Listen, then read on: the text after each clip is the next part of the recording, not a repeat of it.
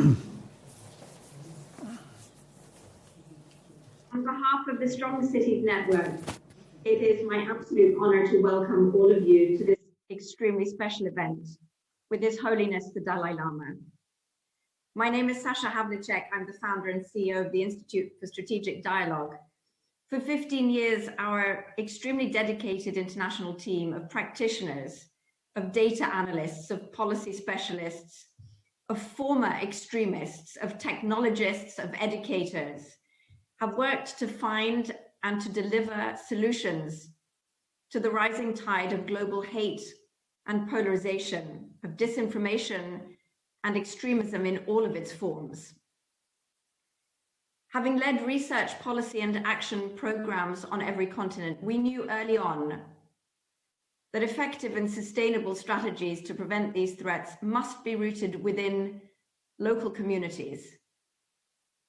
Cities are in so many ways the front line, and it was on this premise that we had the privilege of working with 25 global mayors and the US State Department to launch the Strong Cities Network at the UN General Assembly in 2015. The first endeavor to mount a truly international city-led response to polarization and extremism. Our network has now grown to nearly 150 governments, local governments, representing every major global region. To give you just a brief sense of what this has meant in practice, our teams have delivered training and capacity building to nearly 3,500 local practitioners around the world. Our members access best practice through the SCN online hub, and this includes guides and training modules for teachers, for city officials, and for civil society. We've established a local prevention infrastructure, that is, coordination bodies that unite city halls, civil society, educators, companies, faith leaders across the Middle East and Africa and the Balkans. First inspired by an exchange between Jordanian and Danish mayors and cities. And we've helped them deploy programs in areas ranging from de-radicalization and reintegration to communications and youth engagement. We're so proud of the work our Young City program is doing to put young people in the driving seat through dialogue with city leaders in places like Kenya, Lebanon, Senegal, Macedonia. But what, you might ask, has an organization dedicated to combating hate and extremism got to do with kindness and compassion? I have to say, I have seen firsthand the power of empathy and kindness to break down the othering mindset, which is so central to extremist ideologies. It is instrumental in bringing people out of these movements. We've seen the very real impact of kindness and compassionate leadership and programming, and been inspired by those that have chosen to lead in this way. Mayor Tate, former mayor of Anaheim in California, Mayor Fisher of Louisville, also president of the US Conference of Mayors, an important institution with which we are honored to partner today in hosting this event, to mention but a couple. You have both been such champions of this initiative, and more broadly, of a compassionate approach to leadership. I wanted to acknowledge you, along with the US State Department, in particular Mike Duffin here, for all your help and guidance on this event, and also to thank you for what you do for the Strong Cities Network writ large. COVID-19 has made greater and more challenging demands on local leaders than ever. Not only do cities face the brunt of a public health crisis of historic proportions and its economic and social fallout, but with the massive proliferation of disinformation, something that we've been tracking at the Institute on and offline, they also face a rise in hate incidents, anti-minority rhetoric, and civil unrest. These are difficult times everywhere, and so this event couldn't come at a more critical moment. We are so deeply grateful to His Holiness and his team for facilitating today's discussion. Your ongoing engagement with the Strong Cities Network, having kindly hosted a delegation of SCN mayors in India in 2018, has been a very genuine inspiration, and it has spurred action My very heartfelt thanks goes to you and to all of the mayors that have joined us here today. I pass the floor now to Mayor Fisher of Louisville, Kentucky, as president of the U.S. Conference of Mayors, as a leading member of the Strong Cities Network, and as a great proponent of kind and compassionate leadership himself. Mayor Fisher is the very perfect host and moderator for the remainder of today's session. Thank you. The floor is yours.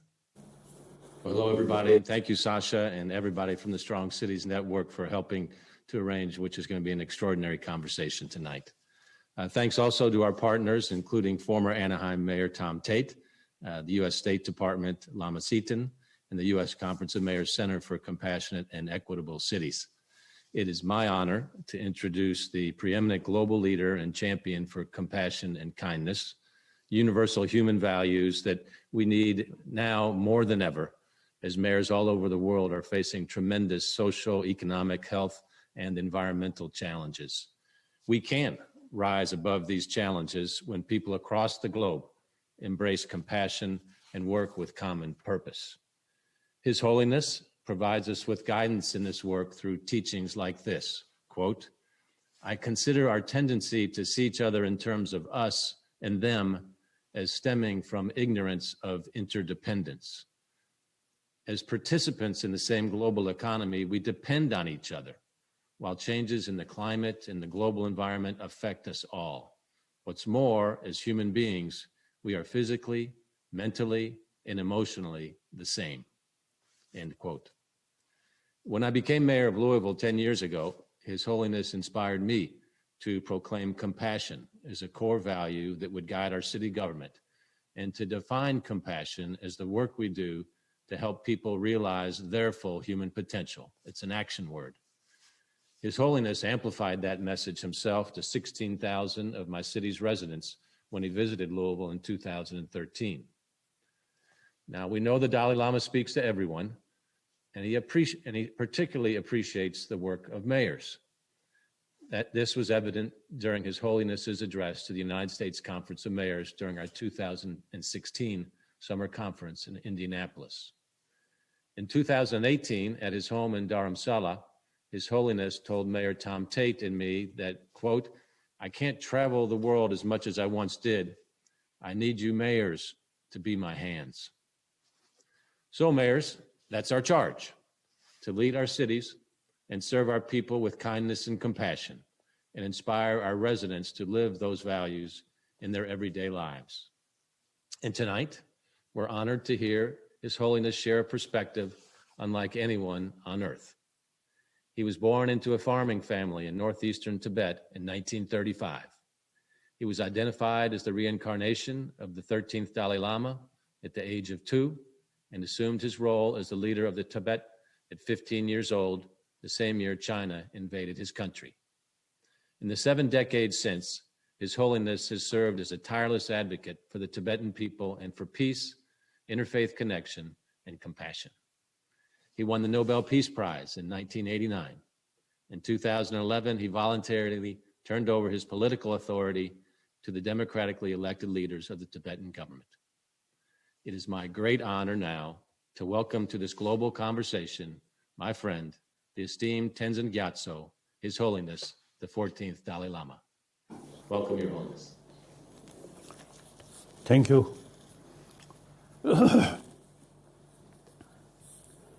I'm indeed very happy having this opportunity to talk through television.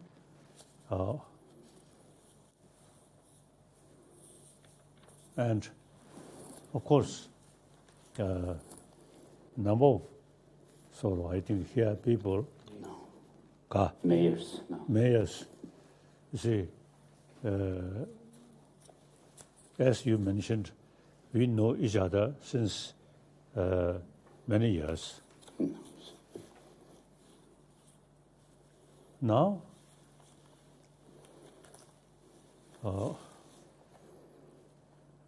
I always now emphasize we need the sense of oneness of 7 billion human beings. We all same human being,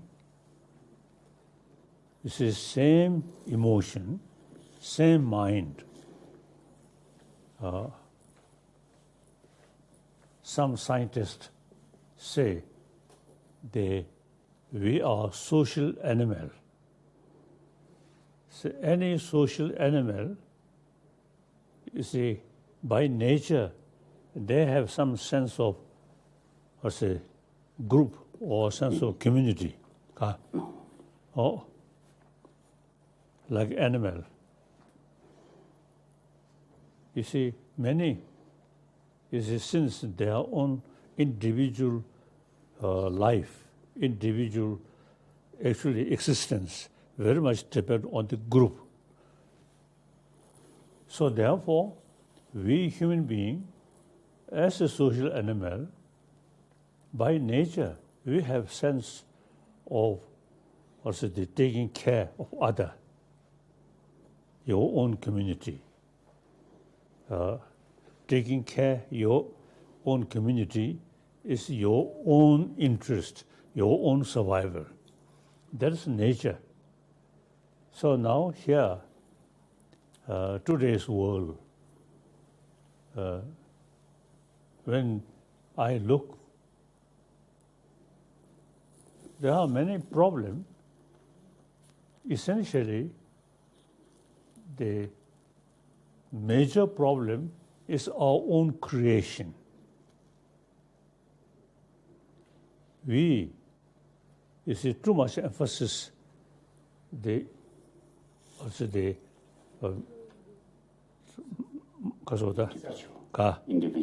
individual, or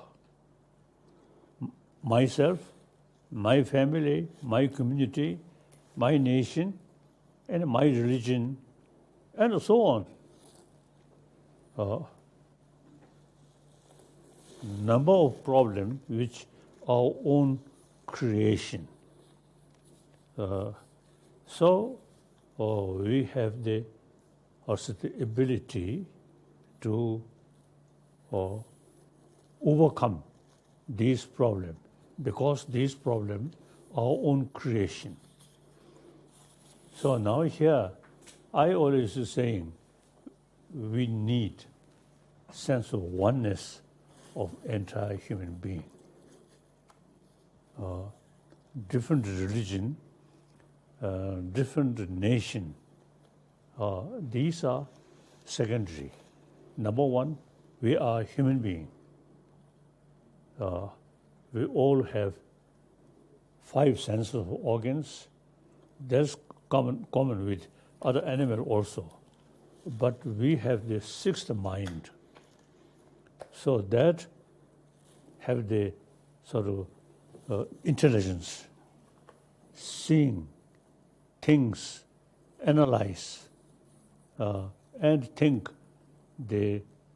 about the future. That's we human being, something unique. However, this human special intelligence also, you see, the creator of problem. Other animals, you see, 1,000 years, they live this way. We often, you see, create problem. So now, world,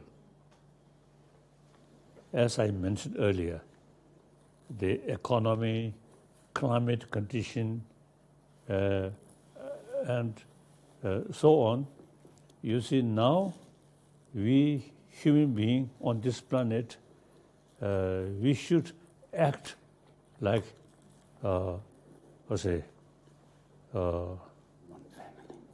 one family, like that. So you see, it is gone, my nation, my religion.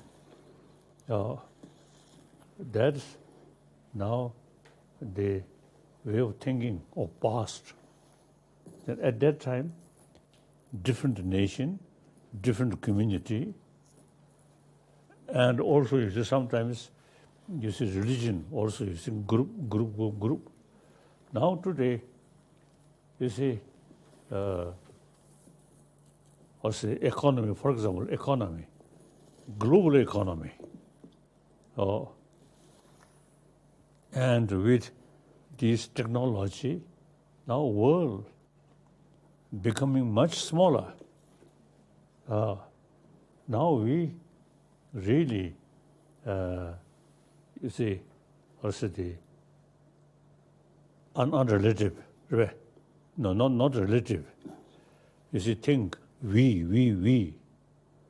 me, no. Now we must think we, humanity, our world. So in that respect, as I mentioned earlier, I always use the emphasis we are same human being. I myself, now since become refugee, so I always feel we are same. With this feeling, wherever I go, I always feel we are same. We are same. Different religion, different races, different country is secondary. Most important part, we are same human being. We have to live side by side. So I always keep this feeling. So it helped me. I never feel lonely. We are same. We remain this planet, big humanity's home. Okay. Then different religion is personal matter. But firstly, we have to think about human being.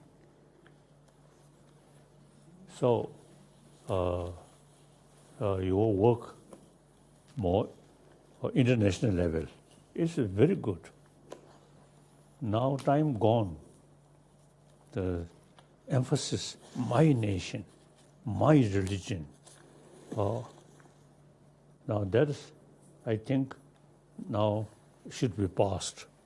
Now we have to think humanity. And this, not just a theory.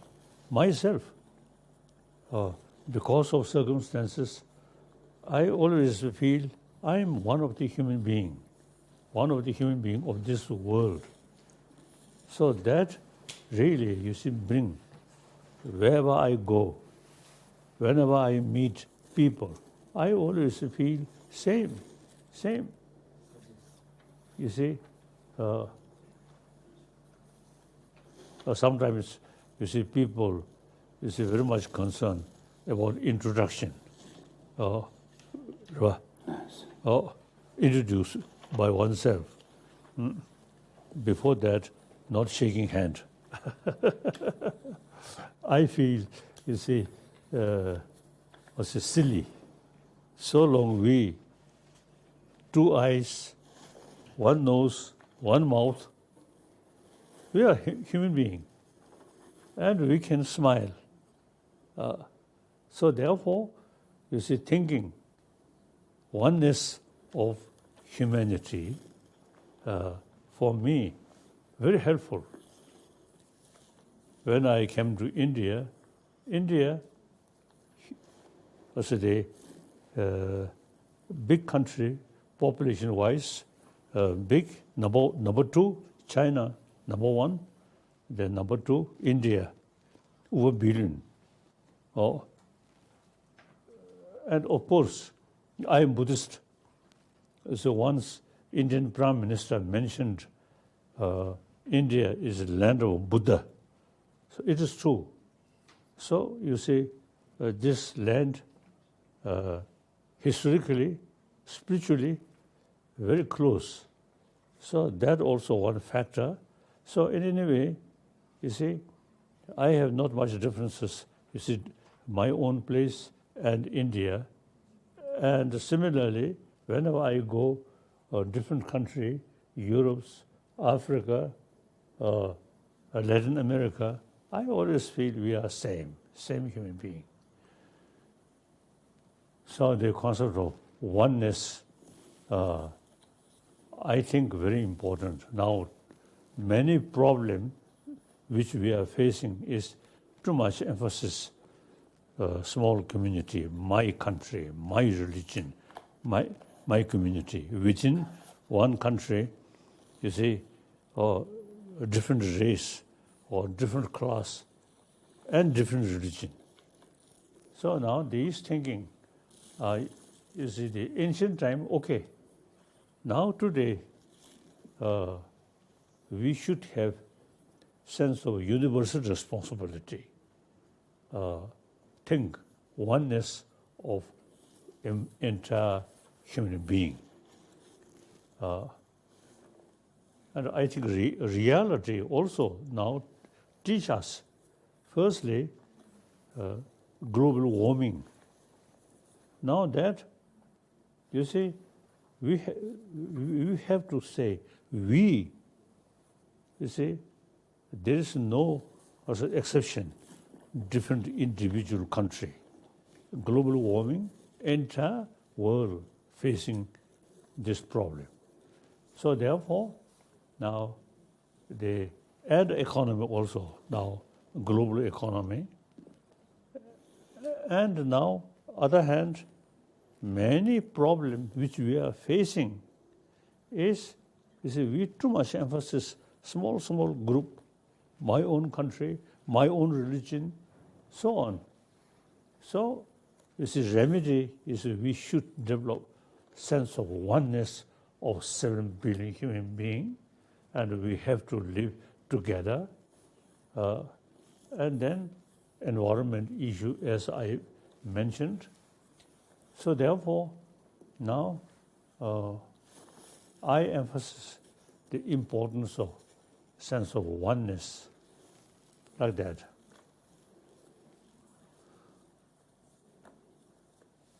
So this is my number one. I fully committed promotion of this, the concept of oneness of human being, and we have to live together. So, you see, the harmony, and in order to contact each other closely, we should be honest, truthful. Then trust comes. Without trust, difficult. Education alone, or money, or political power will not bring trust. Trust, wholeheartedness. So therefore, the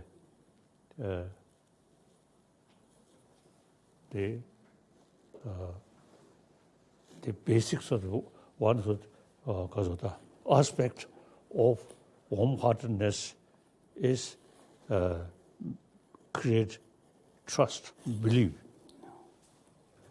So now, I also practice these things. So very helpful, like that. So I want to share with other people. You see, ultimately, is the fear, me. That is too much emphasis on individual. And the opposite of that, we should develop, instead of me, the feeling of we humanity. So now here, I always feel education very important. Now education, now modern education, mainly from West, you see very much talking about material value, not much talk about our inner world. So now this respect, India, 1,000 years, you see, about the inner world, you see, also the lot of explanation. So that we need now pay more attention about our inner world. Through that way, India's 1,000-year-old sort of tradition, ahimsa, non-violence, and karuna, compassion. Now these are inner quality. So now we will need the practice of non-violence, practice of compassion. These two things are very important. So now, east, west, now lot of words today, now contract. So I think now time come, Eastern 1,000-year-old thinking, non-violence and compassion. These, I think, like previous century, Mahatma Gandhiji, you see, create ahimsa, non-violence. He carry freedom struggle according principle of non-violence. So eventually, number of country like South Africa and many countries, you see, follow Mahatma Gandhiji's non-violent thinking. So now here, similarly, now 20th century, we should pay more attention about our inner world. And now when we saying this, much depend on education. Now in modern education, not much talk about inner world, about mind, about emotion, and how to tackle emotion. This now should pay more attention. And India, 1,000 years, you see, concept of secular. Some of these ideas come from religious text, but we should consider these are academic subject, not religious subject. Religion is individual, private business. Now these things are we common as human being, all human beings need as an academic subject. Religion is individual business, individual matter. But warm-heartedness, truthful, honest, these are related with the society or whole humanity. So now, education, I usually expressing the hygiene of physical important. The more important is hygiene of emotion. For that, we need more more knowledge about emotion. Once, my Indian friend Raja Ramana, now he mentioned to me about quantum physics. Now, quantum physics in the West is some new in Europe, but in this country, quantum physics over 2,000 years already developed. So that related with our emotion. You see, emotion, as I briefly, I think, mentioned, emotion, the five senses organs, as a carry message. Real emotion come from sixth mind. Now there are, things appears more or less independently. Now, once we think more deeper way, because of material things,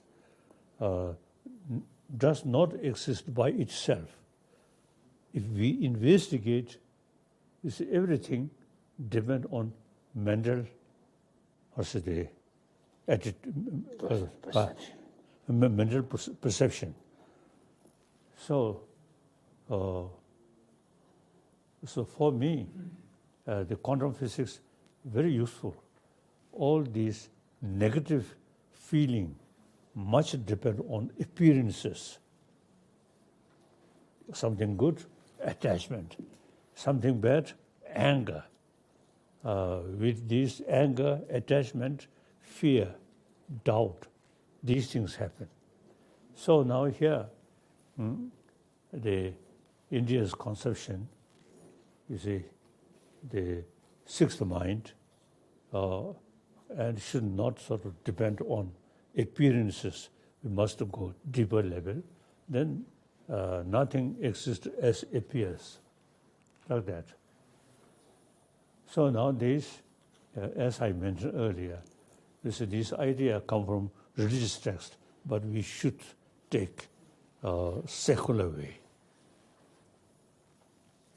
So now education should include education about our inner world, about our mind, about our emotion.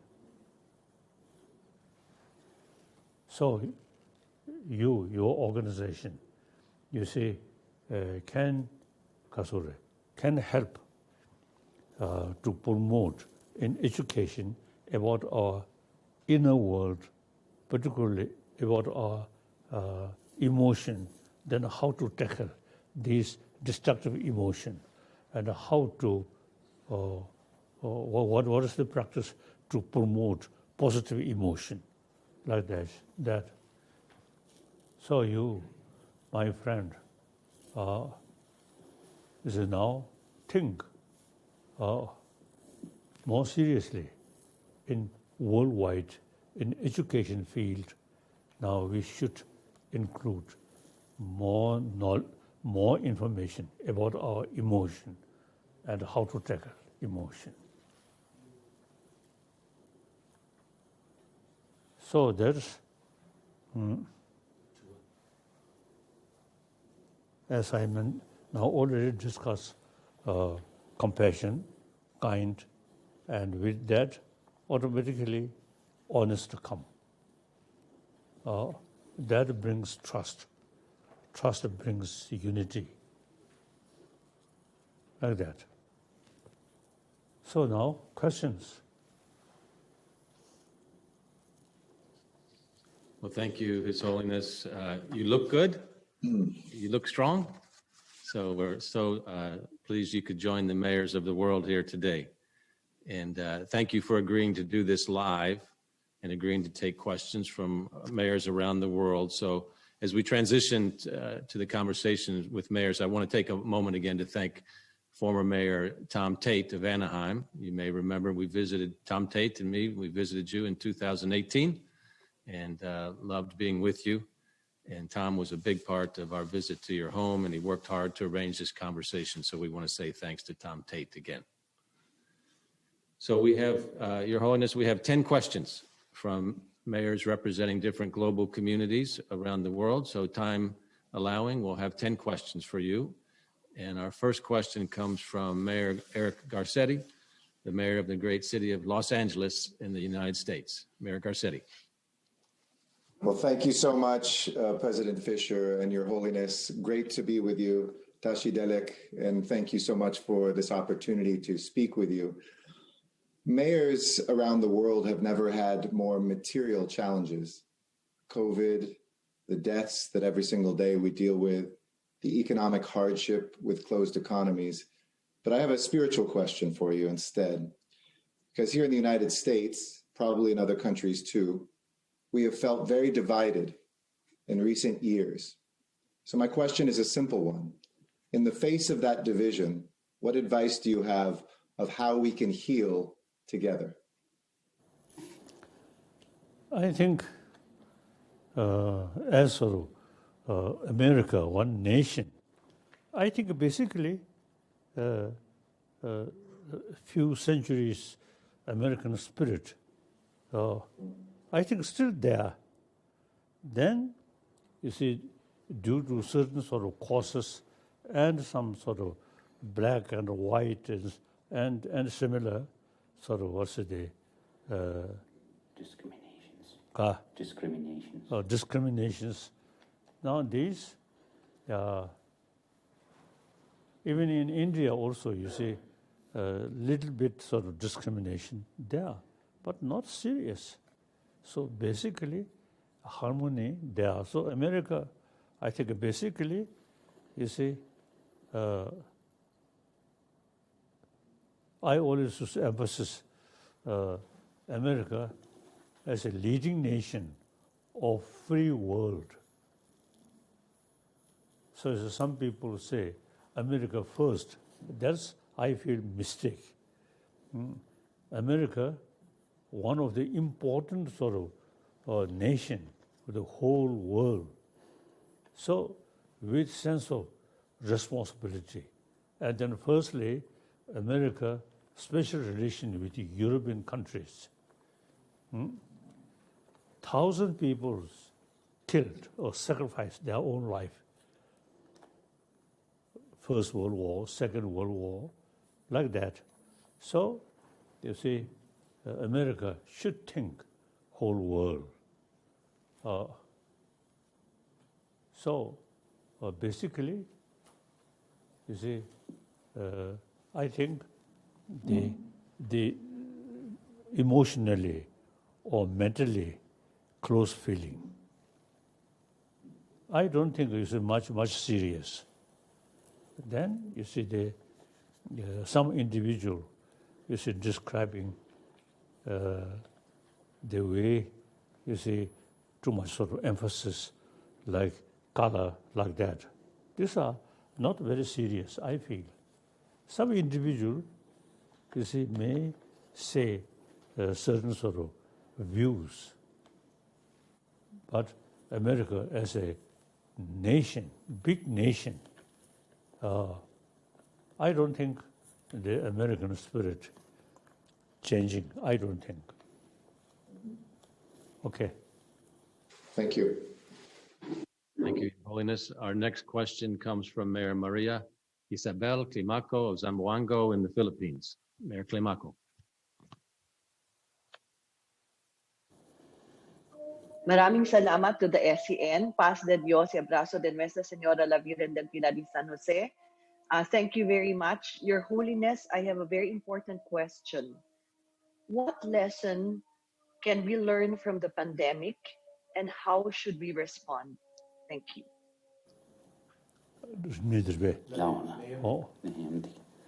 Now, firstly,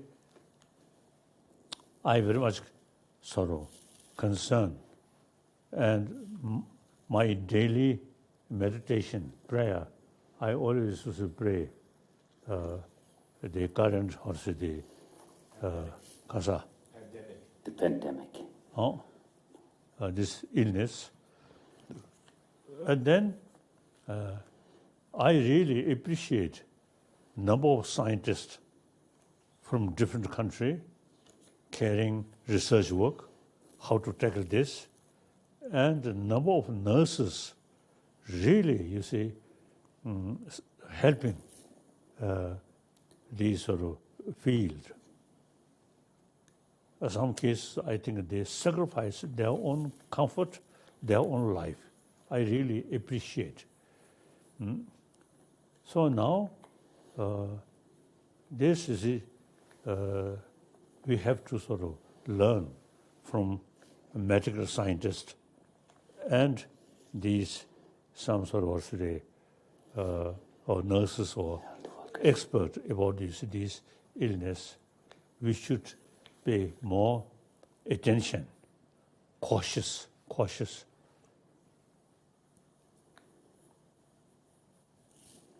That's I feel.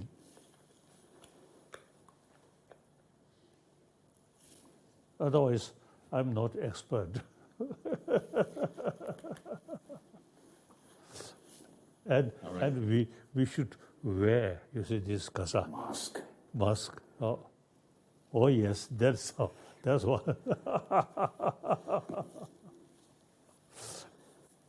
Thank you. Right.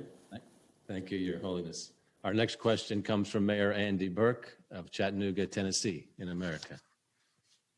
Your Holiness, thank you so much for participating in this, and I want to thank the U.S. Conference and certainly the Strong Cities Network. I've learned so much, and it's helped inform our work here in Chattanooga, particularly our Council Against Hate. What I want to ask you this evening, Your Holiness, is what can local leaders do today that will make their communities a more humane and just world tomorrow?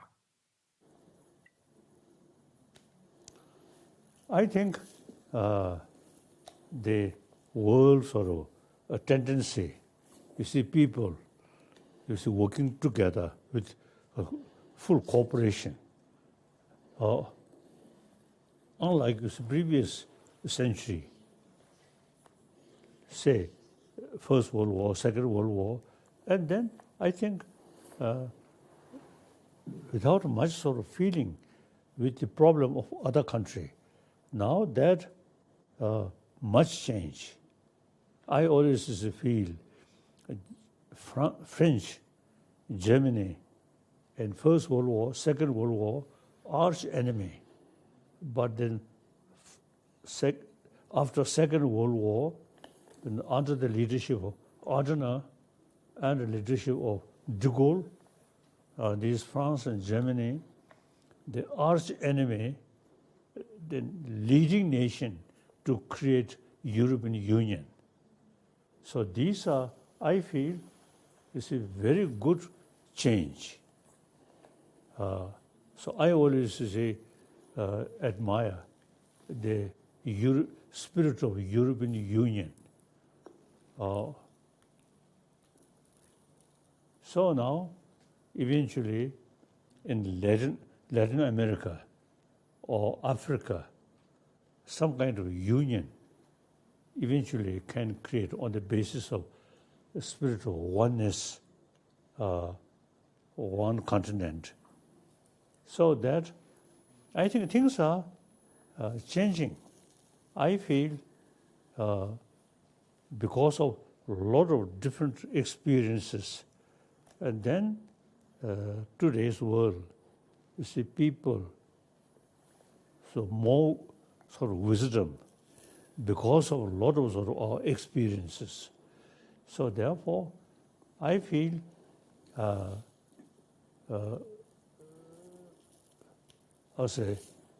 beside our own effort, like international sort of also the gathering more often. And then you see the people should feel no longer distance each other. We are same human family. I think like the mayors, you see, different continent, different countries, you should, from time to time, together and talk and share each other's experiences. So I think time come, we should now remain isolated each other. Distance, no. In the principle of oneness of human being, you see, as much as possible, more often meeting and discuss. I feel that.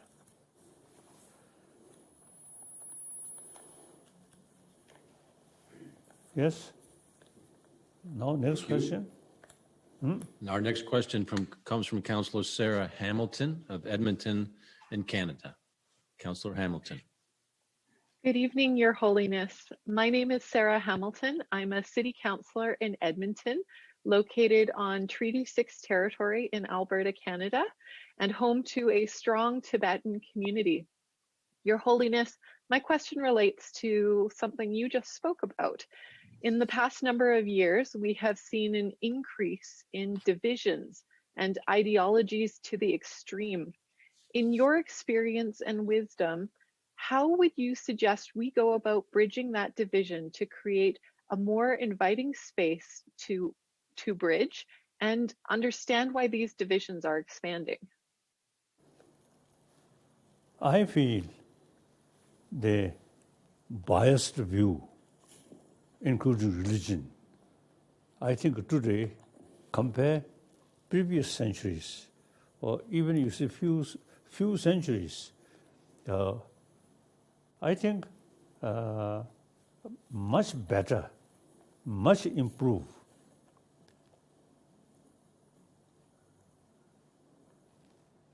Now regarding religion, and previously the kings, queens, and sort of religious leaders, you see, they very much sort of involved using force.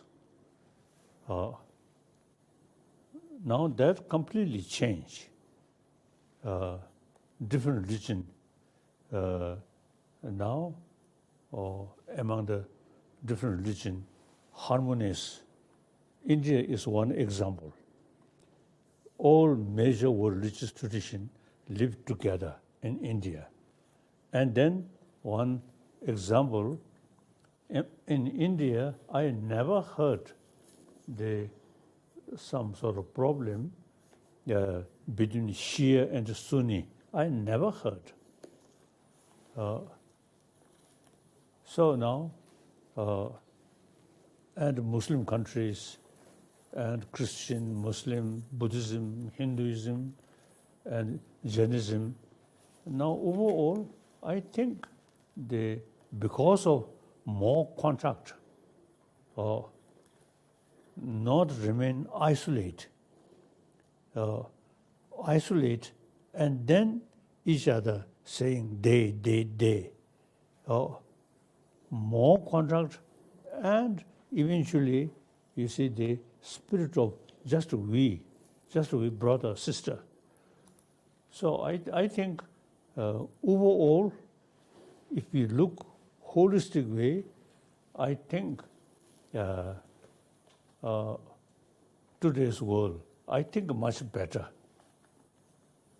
And previously, small isolate sort of condition, and then, as I mentioned earlier. But I'm more optimistic. Things are changing. But still, we need more effort constantly. The religious leaders meeting, intellectual, scholars, and scientists, and like mayors sort of organization. I think we still, you see, we make continuously, constant effort. The basic situation, I feel, much improved than past centuries, I feel.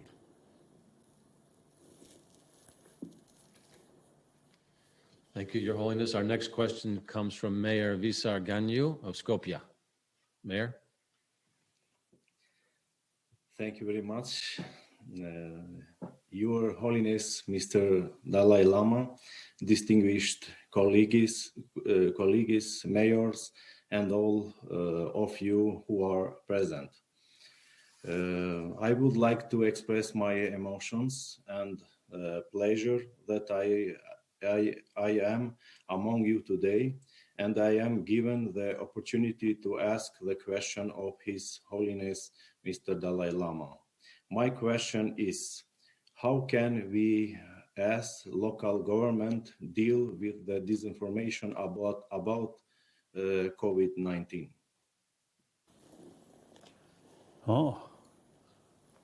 As I mentioned earlier, you see, we need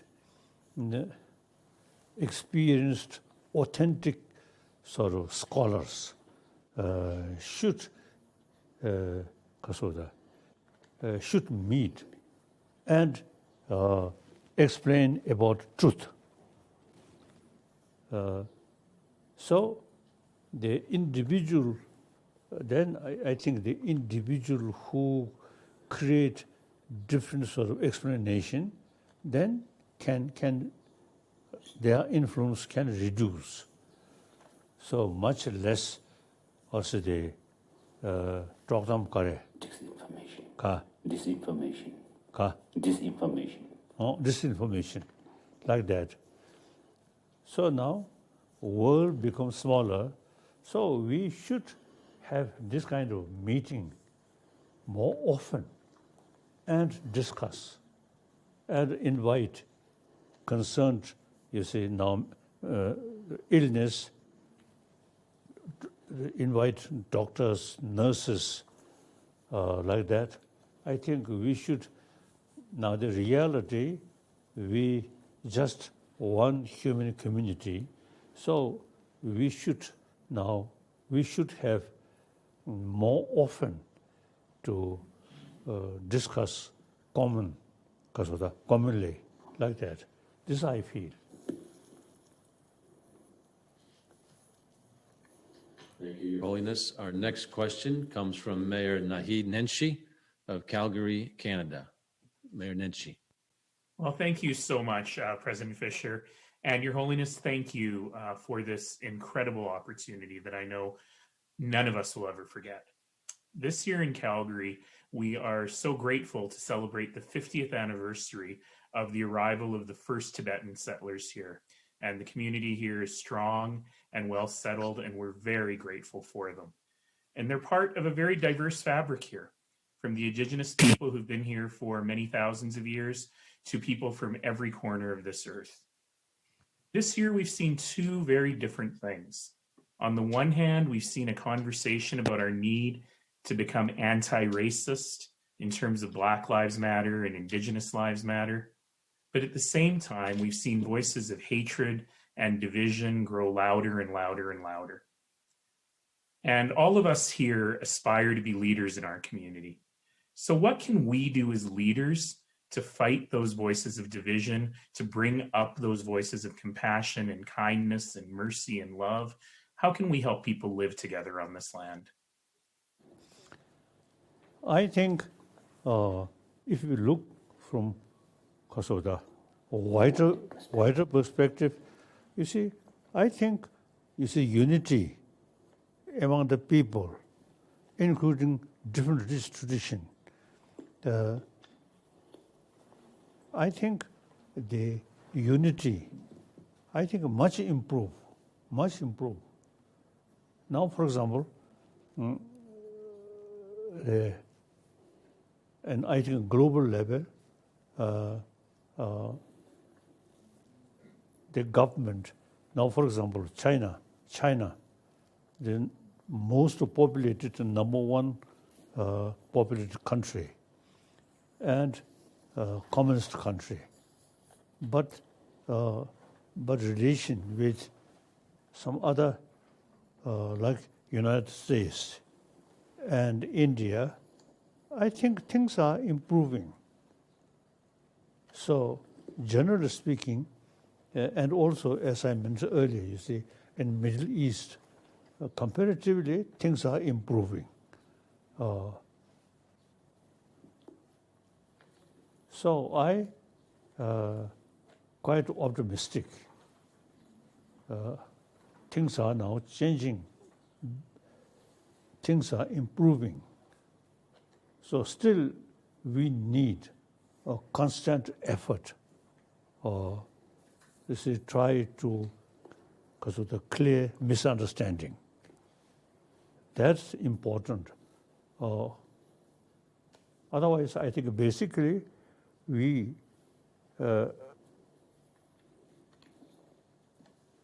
I feel, you see, human being, I think through education, through personal contact and economic reasons, I think world much more closer.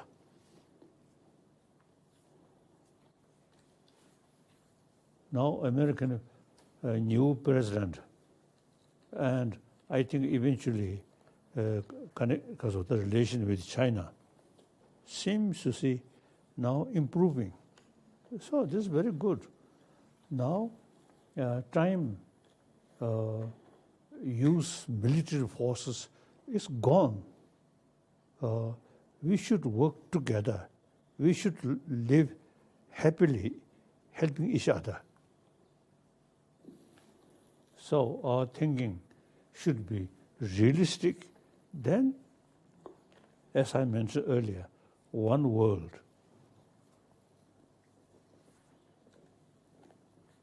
So-called our enemy, you see, you cannot eliminate completely.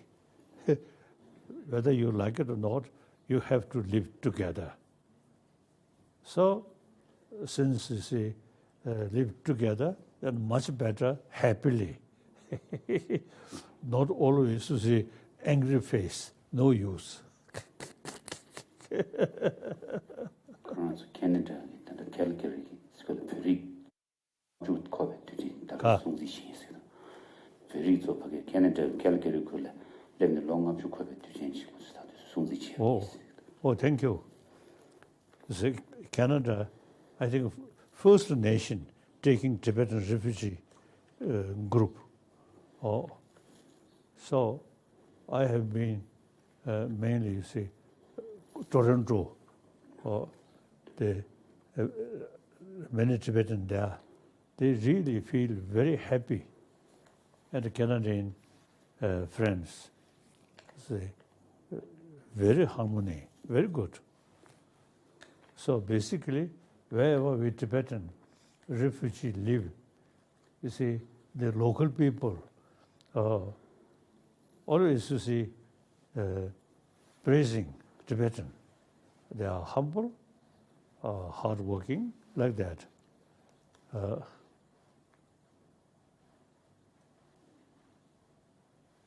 So we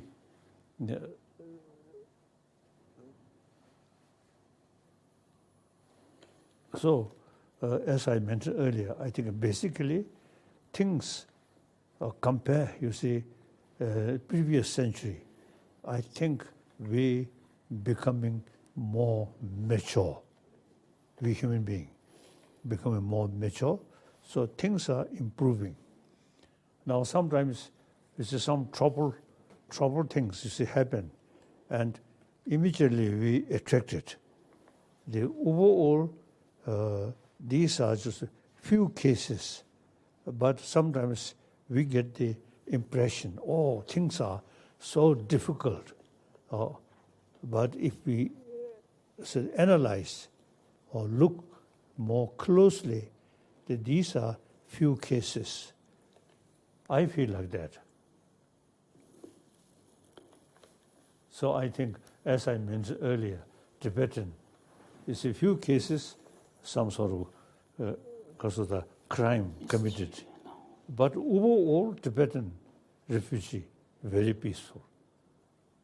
So, you see, we cannot say, pick up few individual Tibetan who carry some because of the murder like that. You cannot sort of, because of the create impression or Tibetan refugee are very bad. We cannot say. Individual, always there. So overall, I feel world improving.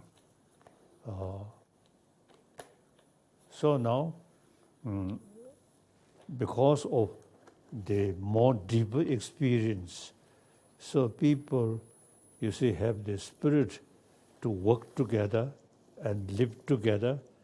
So that kind of situation, there we should pay more attention.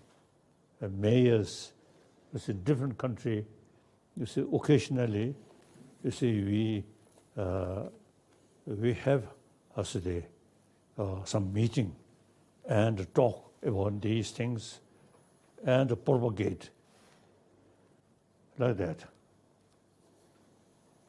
Okay. All right. Thank you for your positive outlook and your laughter too, Your Holiness. We always like when you share your laughter with us. So we have 3 more questions. Our next question comes from Councillor Jorgen Christensen of Kristiansand in Norway. Councillor Christensen. Thank you. Thank you very much, Mayor Fisher. Your Holiness, thank you very much for taking the time to do this meeting with us. It's really an honor. My name is Jordan Christensen from Norway, and I'm interested in questions on how we can make the world a better place to live, and how we can fight injustice and poverty, and how everyone can get access to education. And from a Norwegian and Northern European angle, where we had peace now for 76 years, it might seem like when people have a job, go to school, and have enough food, there are less conflicts. So my question today for Your Holiness is the following. Do you think there is a connection between war, conflict, and poverty? In other words, if we succeed in eradicating poverty, will we then be able to achieve a world without war? I know it's a big question, but maybe Your Holiness have some reflections on this.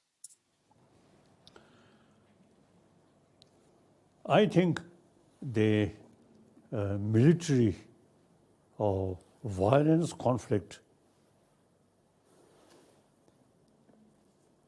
in previous time, yes, due to economy or condition, some poorer country, some sort of more powerful country exploiting. But that's, I think, past. Now today, I don't think, you see, because of the economy difficulties, war, now I don't think.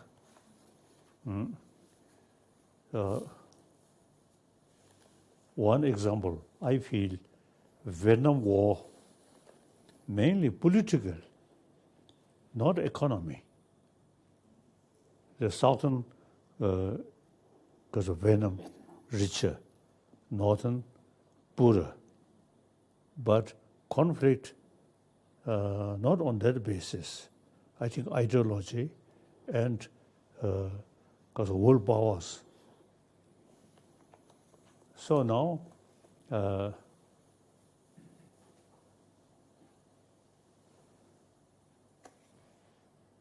the military conflict, I don't think now the Kasore automatically reduced now, today, on the world.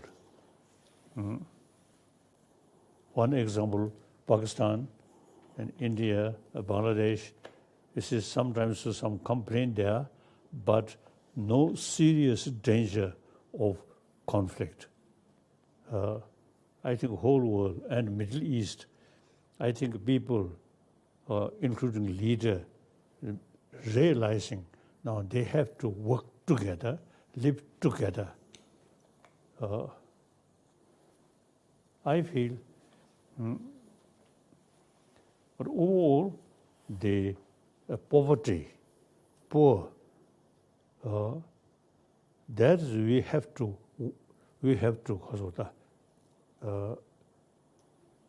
remove, or also the gap, rich and poor, the global level and the national level. Now this morally also wrong. So we have to work to reduce this gap, rich and poor.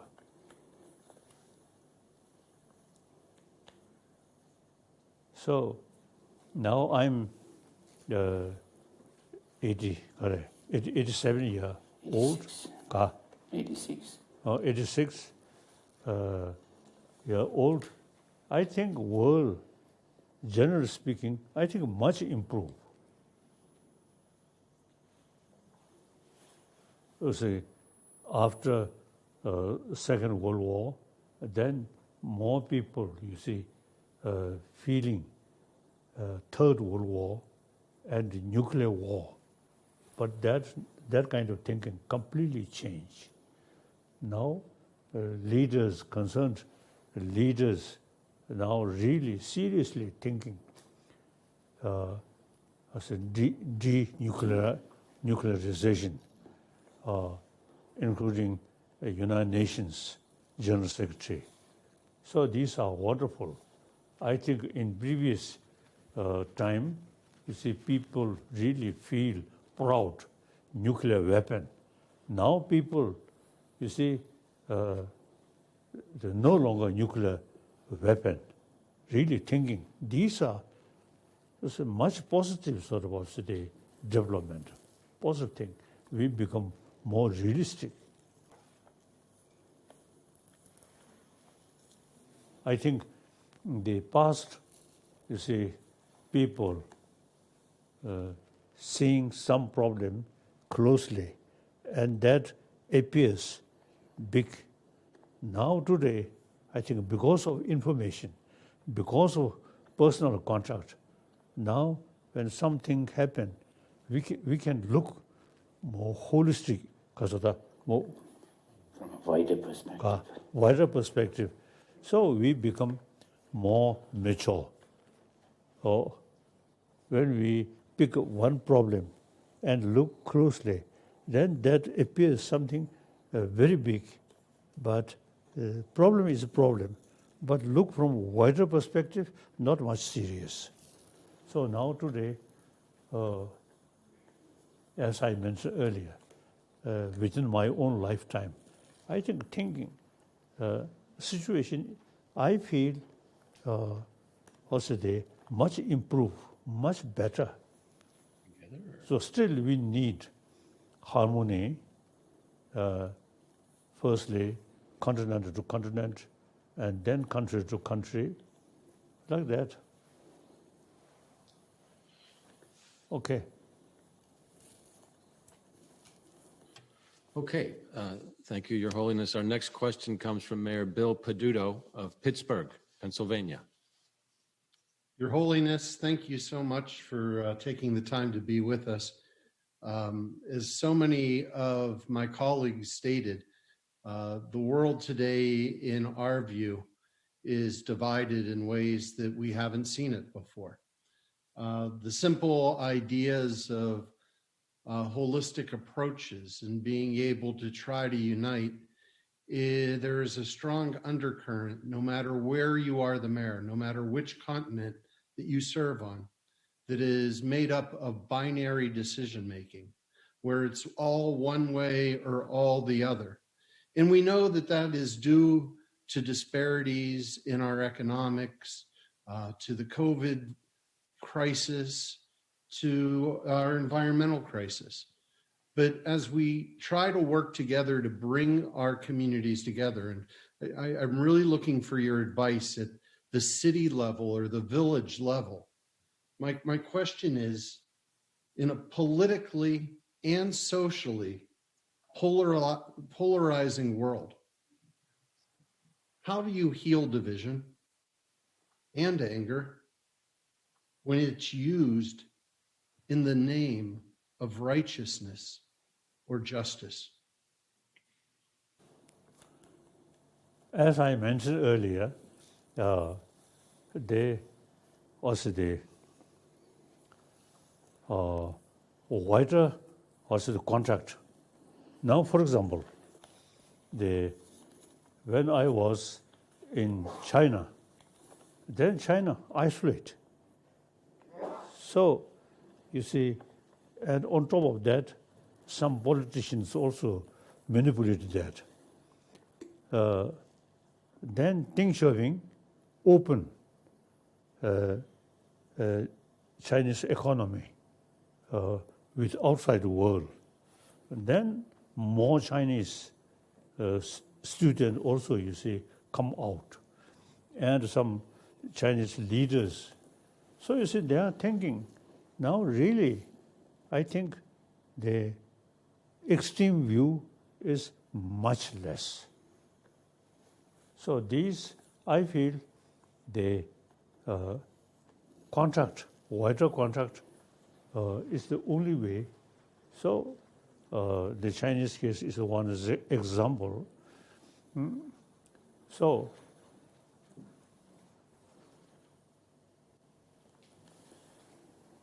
上说的长定了念的让了适当的控制起来。I think there's some narrow-minded and foolish people, maybe otherwise, you see, because of some problem and hate oneself and angry oneself. I don't think some foolish, maybe. Otherwise, I don't think. As I mentioned earlier, you see, China, when remain isolated, and then some sort of unrealistic feeling. Now, wider contact, then seeing the reality, there must change. So, information, education, now very helpful, you see, to know the reality. Now, number of Chinese hardliner, and previously, you see, described me as a reactionary Dalai Lama. Now, you see, more information. Now, no longer, you see, also the Chinese, also the media say I'm reactionary. No, since we regarding Tibetan problem, we approach middle way approach, not seeking independence.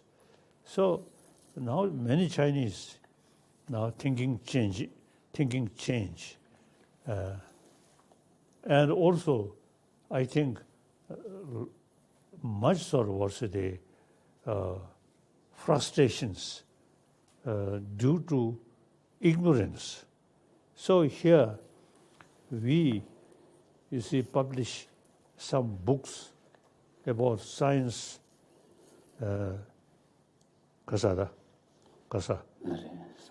Science of mind. Or science of mind.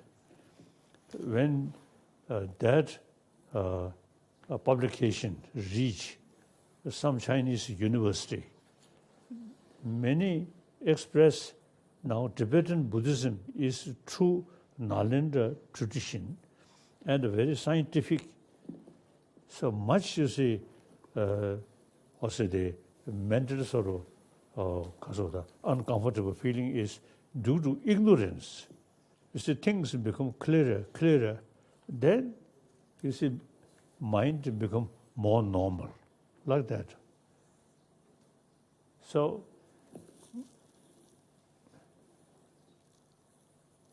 when, as I briefly mentioned, when I was in China, then, you see, like America, they totally sort of negative.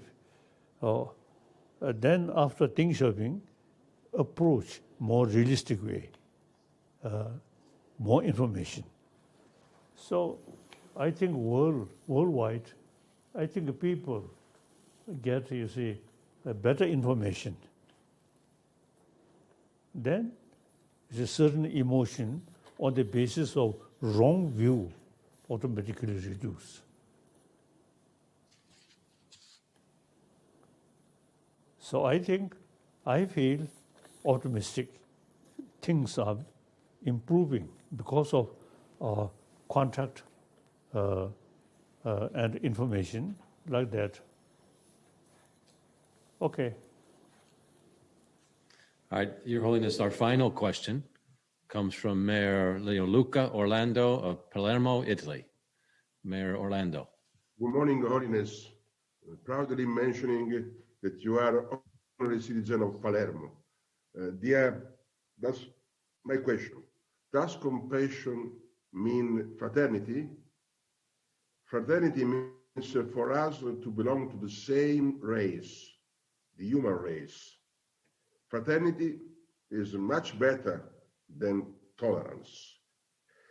Let's be free from fear. Franklin Delano Roosevelt said in the famous Full Freedom speech in 1941. Let's take care of everybody, Holiness, you say.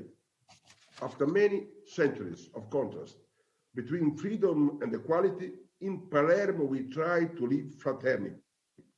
So, for example, in Palermo, we have not 100,000 migrants. We have no migrant in Palermo. When somebody asks to me, the mayor, how many migrants are in Palermo, I reply, no one. We are all human beings. Who lives in Palermo is Palermitan, not distinguished between who was born, who does live in Palermo. So my opinion on my question, compassion, fraternity, I think is to say, I am a person, we are a community. as an alternative to individual selfishness and groups closed by intolerance and violence. Waiting for, once again, for your presence in the city of Palermo, in your Palermo, in our Palermo. Thanks, Holiness. Wishing harmony to the world. I think now the problem which we humanity facing, for example, this illness, I think because sometimes economy, mainly you see political, and too much also the emphasis we and they. Otherwise, as far as religious also the thinking is concerned, the theistic religion, the all Christian, Judaism, and Muslim, and you see number of these theistic religion, they all, you see, consider we from same God as our Father. So we all children of one Father. So very powerful. And then God's message is love. So all theistic religion, you see very much emphasis, you see loving kindness, and ultimately creation of one God as our Father. Then non-theistic religion, such as Jainism and Buddhism and a number of Hinduism, you see, we very much emphasis about compassion, karuna, as I mentioned briefly. So therefore, all religion, you see, never sort of causing, also the distinction. Mainly, you see, because of economy and political.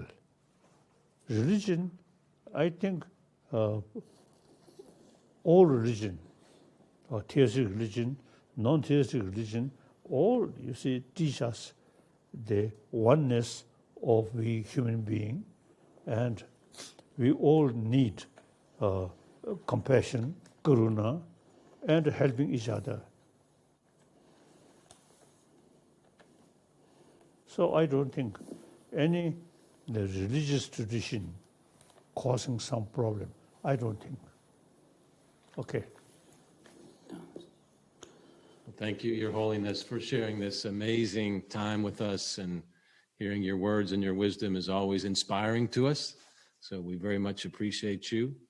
And I would like to thank once again the United States Conference of Mayors, Tom Cochran, our Executive Director, Sasha, and the Strong Cities Network, and to the mayors and the local leaders from all around the world for joining us here today. And we'll close with one of my favorite quotes from you, Your Holiness, when you famously say, if you want others to be happy, practice compassion. And if you want to be happy, practice compassion. Mayors, I would say the world needs us now more than ever. It's our time. Let's dedicate every fiber in our beings, every beat in our hearts, to work harder than ever to create a more peaceful, connected, and compassionate world. Again, thank you, Your Holiness. We hope to be with you soon once again. And to close out tonight's program, here's a brief video with some final comments from several mayors.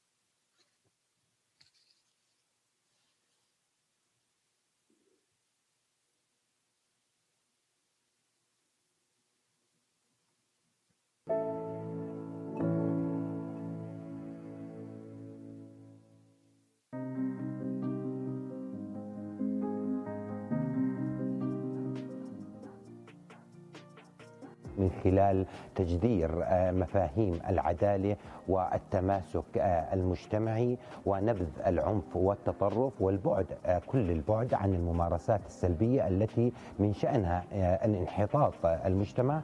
احنا اليوم بصدد أن يكونوا شبابنا فوق كل اعتبار من أجل بناء مجتمعاتنا وأن نكون بالمقدمة لإظهار ما لديهم من طاقات ومن حماس وفكر نير. I love God. I love Zamboanga City. Serving as mayor in my third term, I'm very grateful to God for this opportunity of which my father aspired. Thus, I tell our office to have kindness and compassion, most importantly for the people who are voiceless, those who seek government assistance from birth to healing until death. We want to leave a mark of kindness, compassion, and love. People will not remember the big buildings that we build, but they will always remember the love, care, and compassion that you have in their hour of need. To me, that is what matters most. I'm Beng Climaco from Zamboanga City, Philippines, via Con Dios, na abrazo de la Virgen del Pilar. My name is Ron Nuremberg, and I serve as the mayor of San Antonio, Texas. I've always lived by the golden rule, to treat others how I wish to be treated. And that's why my first action when I became mayor was to sign a resolution affirming the Charter for Compassion. Today, San Antonio is a compassionate city within the global community, one where civic government, religious and volunteer organizations, businesses, the community, and its educational institutions come together to recognize the importance and value of compassion in the life of a city, and by doing so, create a safety net for its most vulnerable citizens. I'm proud of our work using compassionate leadership with integrity to move our city forward during these challenging times and promote equity and inclusion for all. Among the most sacred missions of life is to extend a helping hand to those who need it most to deal with difficult situations and challenges. Starting from this humane principle and as servants of the people, we have been working closely with our communities to create opportunities where everyone can achieve their ambitions. As a multi-ethnic municipality, our focus is on preserving the values of coexistence between all citizens, regardless of religion, race, or ethnicity, by organizing and supporting multicultural events. We established the Youth and Community Center to inspire and educate the youth by organizing various social actions to cultivate the values of kindness and compassion. We have worked to increase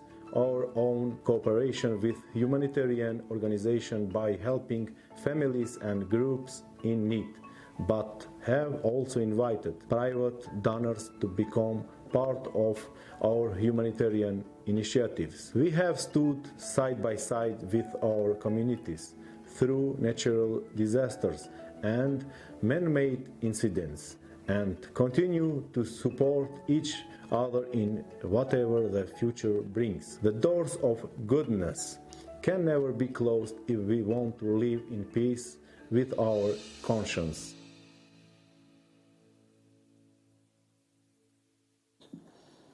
Okay, mayors, thank you again. It's our time to lead with kindness and compassion and love. Your Holiness, thank you for teaching us and showing us the way. You always lift us up and make our cities and our world a better place. So be well, everyone, and Your Holiness, until we see you again. Thank you. Since we know each other, you see, you carry our main thought, compassion, continuously. So I very much appreciate we need continuously and more sort of compassionate feeling, and on the basis of oneness of humanity, then much problem which we are facing automatically reduce. So firstly, I very much appreciate all the mayors who really pay much attention. Thank you very much. So, as I mentioned earlier, you see, the work individual, change world, individual, limited. So group of people, particularly mayors of different place, different country, work together. So your work should continue, and mayors meeting in different continent, different country, I think should continue. So, as I mentioned earlier, there is a real hopeful sign. So, our effort must continuously. Then I think things that this the 20th century, now 21st century, I think I'm quite certain, you see, a better world. So we need constant effort.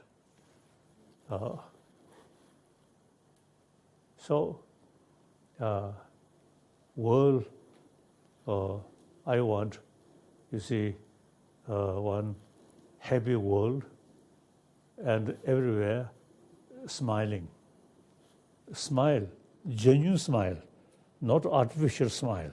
Some diplomat, artificial smile, or sarcastic smile. Not that way, but genuine smile.